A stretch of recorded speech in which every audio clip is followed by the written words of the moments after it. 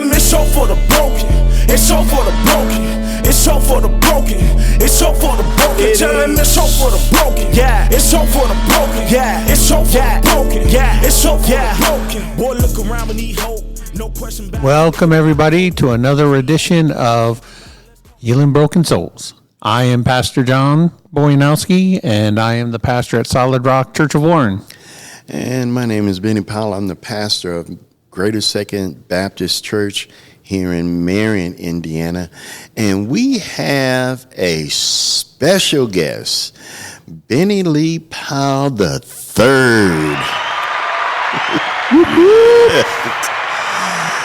All right, as you can probably figure out from the names, this is my grandson. And I am very proud of this young man. He has done remarkable. And my grandson is going to be the fourth generation of college-bound individuals. I was going to say folks. So, say hello, brother. Thank you for having me. Yeah, all right.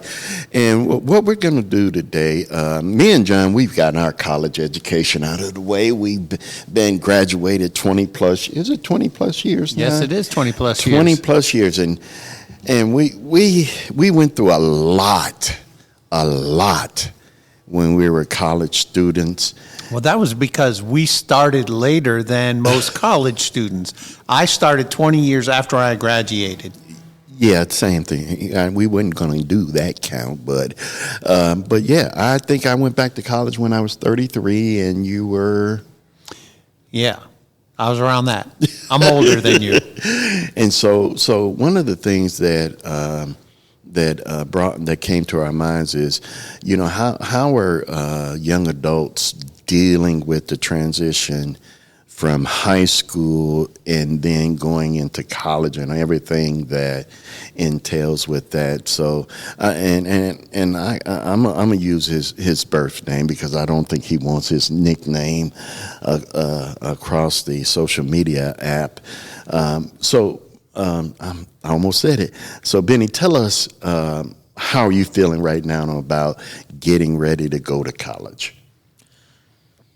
Well, I guess I'm excited. My main thing is, I guess the only thing I'm really, I wouldn't say concerned about, but I guess the only thing I'm really focusing on is just the different financial aid that I'm getting, offers between schools. I got accepted into 13 schools, and but I narrowed it down to 2. And but other than that, I'm really excited. Definitely excited to meet different people. Okay, so why is the financial aid such a stressor? Because I want to walk out of school with no debt. With no debt? Yes. You're living in America, son. And the average debt for any college student for a bachelor's degree is averaging around $50,000-$70,000 right now Per year. Is it per year? It's getting up there. I mean, I'll tell you. You know, you may get these grants and scholarships, but they still get you. And by the time it's all said and done, most people go about $100,000 in debt. $100,000 in debt, and you say you want to graduate with no debt. So, go ahead. So the first school I want to go to, I'll be walking out with $18,000 a year left over to pay, and then an additional $40,000 or $80,000 or $60,000, so I can get my master's. So, and then I just got my financial aid back from Indiana Tech, and they gave me, if I don't take the loan, which there's no point, but if I don't take the loan, they gave me $37,000 a year, which covers all of the, they covers the full tuition, which, because the tuition is $30,000 a year. Excuse me. It's $30,000 a year, and then And then if I get accepted into the 4+1 program there, they would cover my master's as well. Okay. So the finances is a big concern for you. What else is a concern? Nothing really. Not leaving home and being you're talking about going hundreds of miles away from your support system. And lest we not forget having to do his own laundry and all that other stuff. I already do that. They already do that. So none of those are big concerns for you? No, for the fact of I know I can always reach out, and the fact I can always come home. Mm-hmm. It is something I think about a lot. I just don't let it I don't let it be my main worry, because I wouldn't go if it was my number one thing. I wouldn't go. So do you think a lot of other students who are college bound have that same concern? Well, you got a good support system. I'm gonna say it because you're in our family. You know, we support you 100%. But do you think a lot of other college students are going to have that same support when they go? No. At least for a good amount of the kids I know, no, they won't.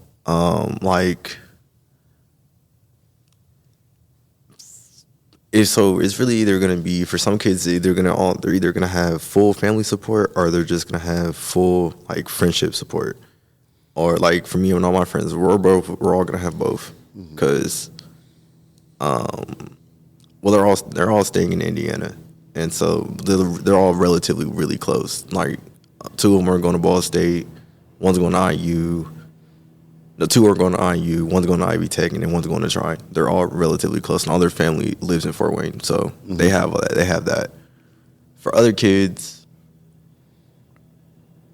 either, like I know one kid, she's going somewhere in Kentucky, so she'll have mostly just herself, because all her family's in Fort Wayne, which they support, but it's like it's that distance for her. That's so when you think of her being in college by herself, what type of concerns would you have for her? I guess I would probably say just the fact of her being lonely, only for the fact of her not having her family, because her family is really big to her. But other than that, not too many concerns, because she's good at, meeting new people, has no problem, has never, as long as I've known her, and I've known her for 6 years, she's never had a problem with that. She's not too worried about keeping up with schoolwork. She's not worried about finances, because they gave her a full ride. So, and she'll also be working for UPS. So, what about some of the issues that are going on in college places today? I mean, there's a whole wide variety of issues going on, protests and this and that and everything else in between. The college place right now, atmosphere, yes, is all kinds of turmoil. Does that concern you or any of your friends that are getting ready to go? For all of us, it's really just like the protest, because I don't want to be paying $18,000 a year to go to a school that I can't even go walk into, because people are protesting over something that is not affecting them at all. Mm-hmm. And it's really, I haven't really seen it much with the smaller schools or the lesser known schools, but it's happening there too. But it's mainly like the big schools, like schools in New York. They had one protest in Baltimore for Johns Hopkins. They were just standing outside the campus. It was really weird. I don't know why they did it, but it was really weird. But it's mostly like big schools like that, where it's just kind of like where they get noticed. Yeah, it's kind of like there's no point. I see it as no point to go. I would say that I see it as no point to go protest over something that one is not directly affecting you, and two is stopping other people from being able to further their goals. Right. Okay, because there are some people that are protesting that has a stake in what's being protested. Yeah. That's their civil liberty. But then, and as we all know, there is always that one group that makes it worse for Right. those that's trying to get the message across. Right. We're not trying to downplay protest or anything, but the change in mindset of people who are going to college now is just all over the place. And I was just wondering, for you personally, does that affect you and your friends as far as where you choose to go or not go? Not really. I would say, at least for me, I'm not too worried about it because, okay. I'm slightly worried about it just for the fact of the school I want to go to. They are big on, they have a lot of international students that come in. They have a very high population of international students. Mm-hmm. And then on top of, they are big when it comes to like community organization and things like that. So I don't necessarily. I talked to some of the kids. They said there hasn't been none, but they feel like there are like at times sparks of when it can just happen out of nowhere. But for other schools like Trine or like Ball State or like IU or like Indiana Tech or things like that, I don't think it's not too much of a problem. So what about, going to school and being away from home, and there's a lot of violence in some of these schools, gun shootings and things like that. Or in the city it's around them, not necessarily the schools themselves. And especially if you live off campus trying to save a few dollars. Mm-hmm. So do you feel safe leaving home, going over there with that thought? Safe, yeah, but I guess I'm not too concerned about safety. My only thing is being so far from family and friends. That's like my only thing. But when it comes to safety, I'm not too concerned about it. I know which city I'm not going into at all compared to the other ones. So I'm not too concerned about safety. But some of these things are not happening in cities. They're happening on the campus. Yeah. Some of these shootings. yeah, Okay. And so, and it's always the... And some of them are in rural areas. Yeah. It's not the big city mentality. Yeah. So what about that? You're concerned about that? not really. It's not something I've never really been concerned with. Have you ever thought about that kind of stuff in making your decisions? When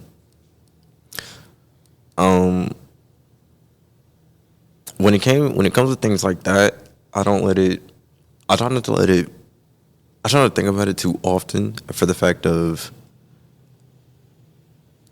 if I let that be a big playing factor into where I wanted to go, I probably wouldn't go, or I would stay here, or stay extremely close. Okay. So you're getting ready to go to college. You've passed all of your high school issues, and if I remember you saying this last year was the year that seemed the longest. Why? You said this year? Yeah. This year seemed the longest because everything is just... Well, senior year is just always long, but... Is it the anticipation of this is my last year, I'm over it already and ready to get my new chapter started? Or did you just want it to be done? I just wanted to be done. I have an absolute hate for school. I want it to be done. So if Just you to have a go hate back. for school, why go to school? Because I know that I have certain goals I want to reach, And honestly, like I've been telling a lot of kids, this is definitely not the time to not be going to school. No matter how much you hate school, this is definitely not the time to not be going to school. You're gonna need it eventually, and especially with, and even with going into certain fields, you still might have to. You might end up even have to go back, because with the way with jobs is now, it's kind of more so. You can have, like, I saw this one thing. It was these two females. One had a degree in marketing, and then one had a degree in communications. They applied to over 1,000 jobs. One even had a master's degree. They applied to 1,000 jobs, didn't get back, and then the jobs they did end up getting had nothing to do with their degrees, and they actually ended up having to go back to get qualified for those jobs. Yeah. And that's one of the reasons why, since you got close and you and your cousins got close, we tried to talk to them about, hey, look at the market, look at what's working, look at the 5 to 10 to 20 year. When you get ready to graduate college, will this degree still be in demand? We've talked to you about that, right? Mm-hmm. And so, even now, that was a stressor on him because, he had so many things thrown at him. Do this, do that. He had me in his ear, had his dad in his ear. Not you. Oh, yeah, he had me. Yes. Hey, and, it's like when we went to college, my father would always just say, just go to school. I don't care what you do, just go to school, But now that's changed, and it's more stress on kids leaving high school, going into college. Okay, how do I get a degree that won't be a waste of money, like you said? So that's one of your big thing, right? Yeah. Go ahead. Yeah, that's my biggest thing is definitely either getting the degree and getting a job, getting the only job I'll be able to get that has nothing to do with that degree at all, or having to go back. But I'm going for finance, and there's plenty of things I'll be able to do with that, even long term. Mm-hmm. And so, is it a passion that you're wanting to do, or is it because of the financial gain? Passion. I like things to do with numbers. I like being able to, I guess more so I like to be able to, I like doing accounting work. Mm-hmm. That because right now I intern at an accounting firm, and I really love doing that. And see, that's the important thing is if you're going to college, get a degree in something that you're passionate about, something that you like, because even if the job market isn't what you hope it to be, it's still something that you enjoy doing. So like, for years, we've heard some people say, oh, you got to go into this field here. So all of a sudden, everybody goes into that field, and now the market is flooded with 10,000 to 1 million candidates for the same thing, like you were just sharing. Everybody's applying for the job. You have 1,000 people applying for 1,000 jobs, and only one person gets it. So if you're doing something that is passionate for you, first of all, you're going to enjoy it. Second of all, anything that you do, even if it isn't in the field that you studied for, it's still something that brings you joy. And you like you said, you can use it later in different areas. But for now, you may have to do some of those things that you may not enjoy. Well, I think one of the things that a lot of people that's going to college, and I know it did for me, it wasn't about so much passion. Passion really didn't play a part for me. I'm going to be honest with you.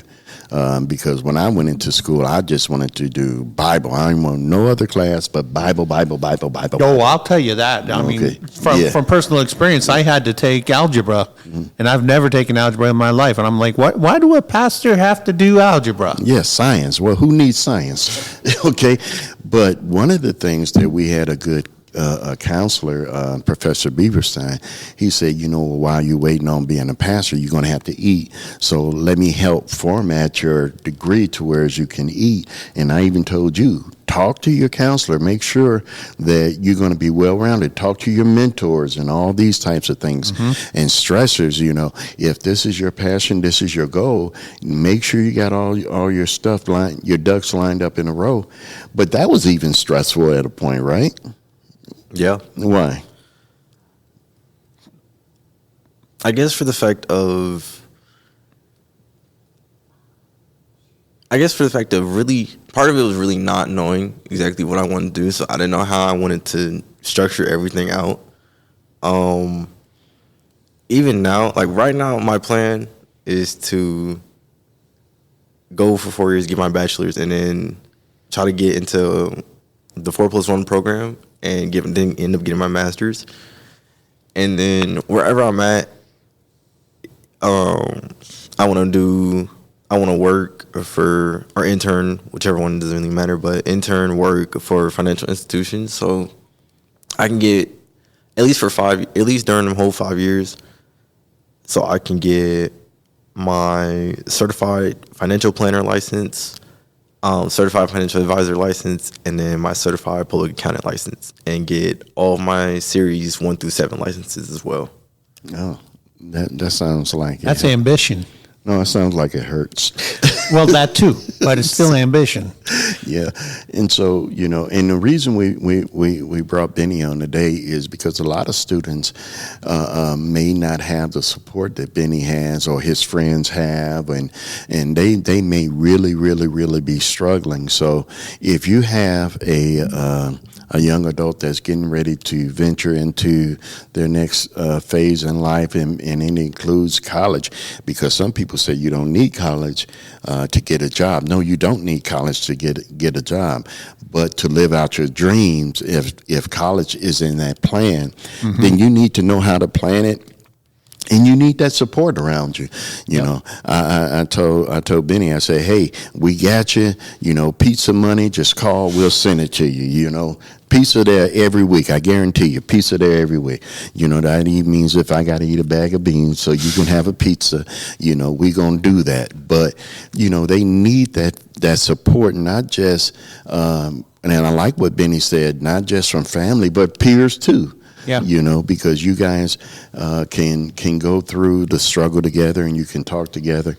Well, you guys do Zoom and Tweety or whatever that thing is, and stay in close contact with one another. But that support is going to be needed and necessary. It's kind of hard to be able to say that you're all going to the same schools. So, like, as you're graduating from high school, you have your group of peers, and you talk about all your different goals and everything. But at the same time, they're not all going to the same place. So It's important to have that connection with your peers, whether it be through social media or going to like the same city that the school is in or whatever. Yeah, and that's where you want to make sure you got all of the support you got, and make sure that your wellness is healthy as you embark on this new phase of living, because there's going to be some hard days, tests, finals, etc.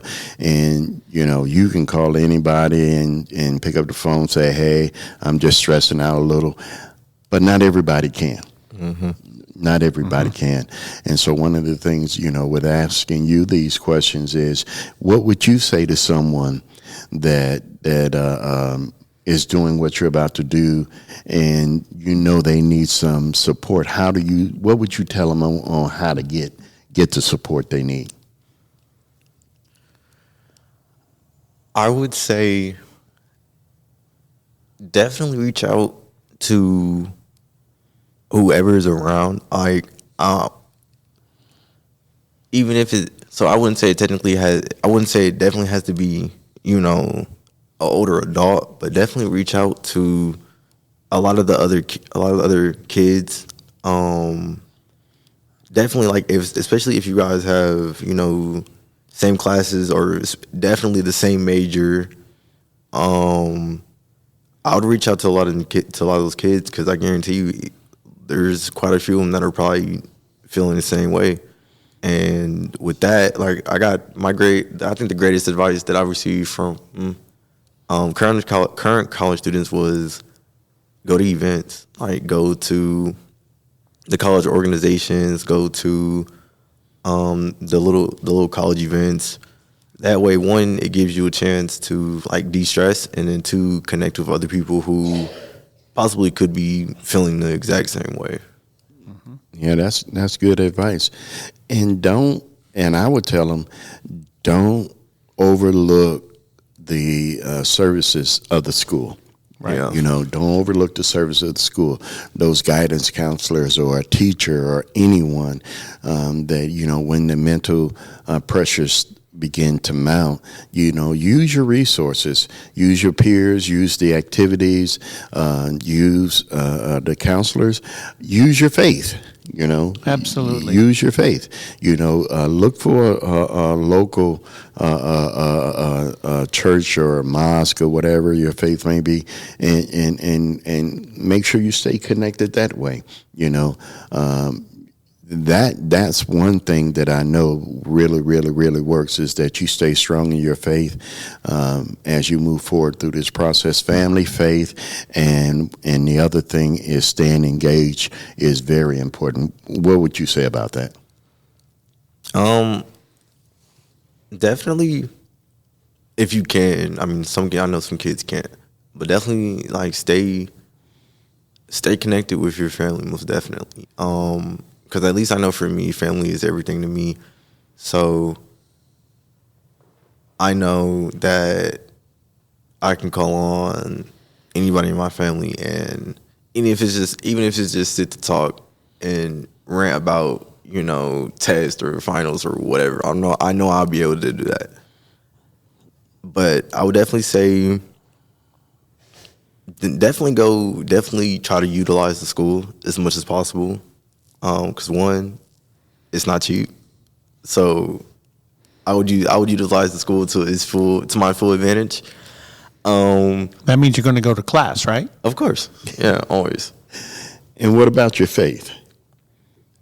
I would say hold on to that as strong as you can, because there's going to be days, weeks, months when you're probably going to be at your lowest point and nobody can help you and then all you'll have to, you know, fall back on is your faith.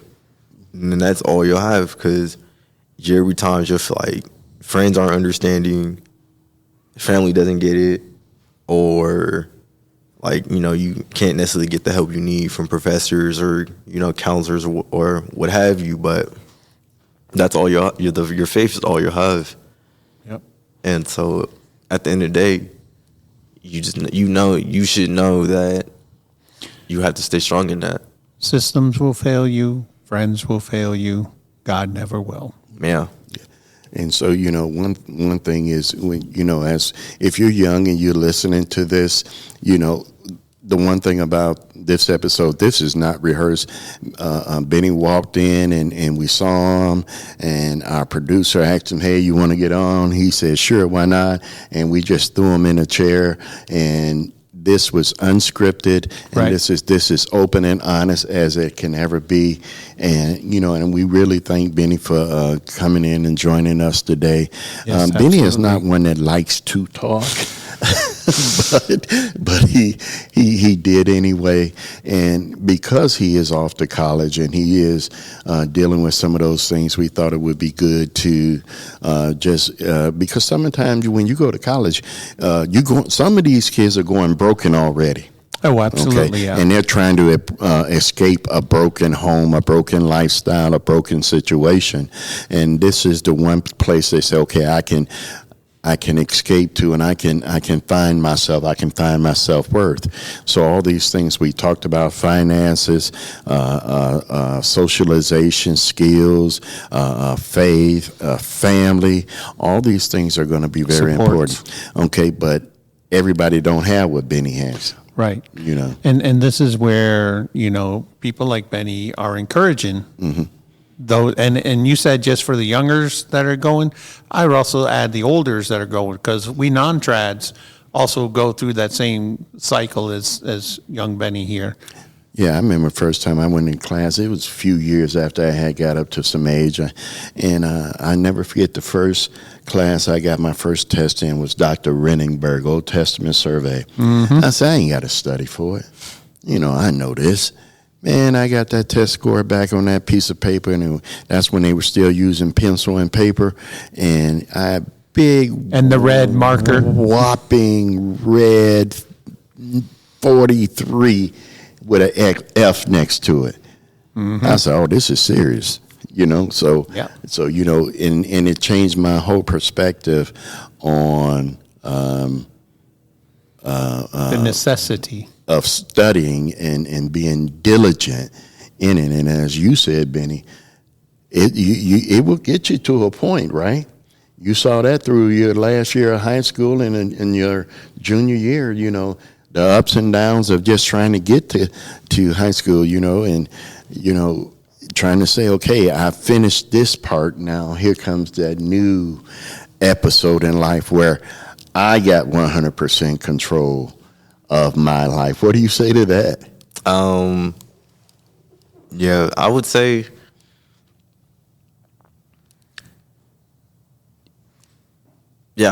it was the first 2 years of high school weren't necessarily hard. Junior year was only hard due to the fact of a lot of personal issues. And then on top of that, also failing a class, which, mind you, I've never failed a class in my life. The lowest grade I ever had was like a C-. But, and then also coming from not even wanting to finish high school, wanting to drop out, and then pretty much always being the kid to say, I didn't want to go to school, didn't want to go to college. But I guess really this year, and then also having, being able to network with a lot of different people, being able to network, and then also getting a lot of job offers, and that made me like really realize like, okay, gonna need school.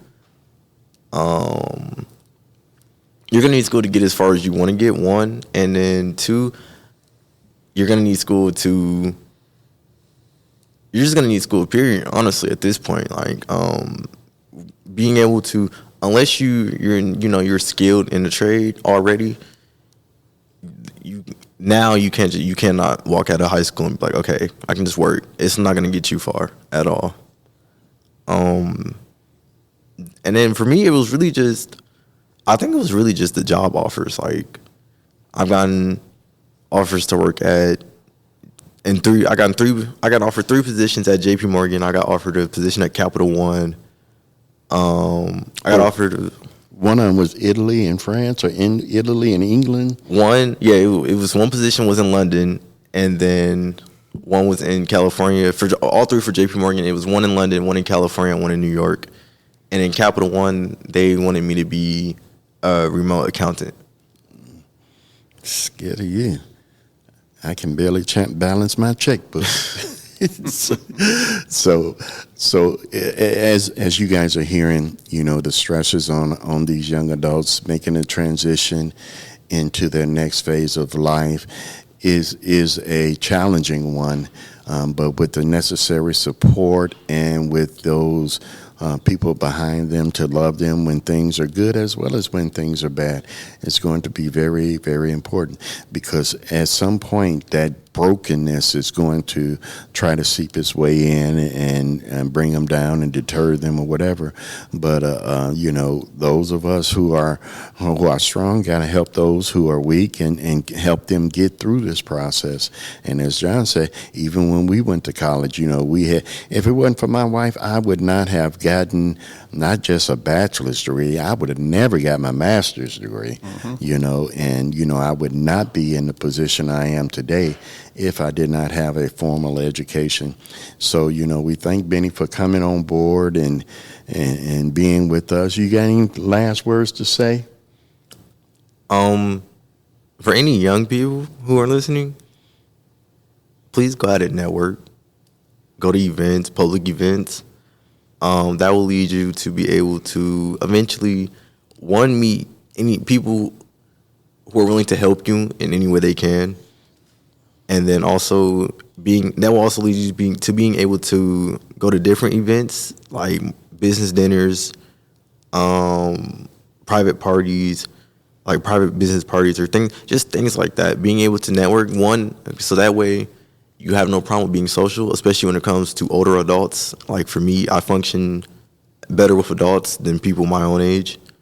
So I think I really would say for any young people out here, for any young people listening, please go network. Not even one. I would say two ways. One, learn how to be social with people your age, and then definitely learn how to be social with people older than you. So, All right. Good advice. Very good advice. Anything else, John? No, he covered a great deal of things. Thank you for your insights. of course. All right. So this ends another episode of Healing Broken Souls, and this was on the transition from play school to adulthood. All right. Now, don't forget to like us. And subscribe. Yes. Yes, because your likes and subscribe helps us get this message across to many, many, many more people.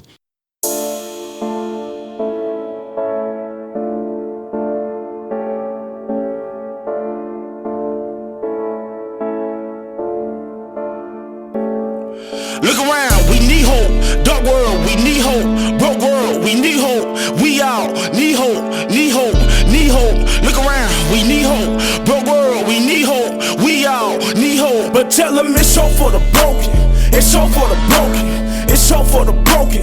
It's hope for the broken. Tell them it's hope for the broken. Yeah, it's hope for the broken. Yeah, it's hope for the broken. Yeah, it's hope for the broken. Boy, look around, we need hope. No question about it, can't get around. The whole world around us need hope. No escaping battle, let's go.